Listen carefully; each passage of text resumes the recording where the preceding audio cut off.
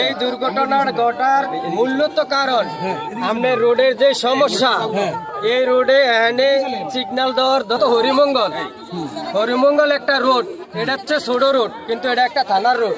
তারপরে এখানে কোনো সিগন্যালের ব্যবস্থা নাই, কোনো কিছু নাই। বিনীতভাবে অনুরোধ করব যে এখানে একটা সিগন্যাল দেওয়ার জন্য। বাক্সমুল পূর্বপাড়া যখন দৌড়াচ্ছে তখন আমি বললাম যে কি হয়েছে, অ্যাক্সিডেন্ট হয়েছে, কি হয়েছে না হয়েছে, কোন গাড়ি অ্যাক্সিডেন্ট হয়েছে তা জানি না। দৌড়িয়ে গেছি, আমার গাড়ি আনতাম, আমার নিজের গাড়ি নিয়ে সুদ্ধা নিয়ে এসেছি। আসার পরে তারপর দেখি যে রেল লাইনে একসাথে 4টা লাশ। তারপর শুনি যে আমার বাগনি একজন গাড়ি দিয়ে আসছে, কিন্তু তার লাশ পাইতেছি না। আপনার বাগনির নাম কি? বাগনির নাম হচ্ছে শানু, 8 মাসের গর্ভবতী। তারপর শানুর লাশ যখন পাই না, তখন মোটর সাইকেল দিয়া প্রায় 1 কিলোমিটার গেছি।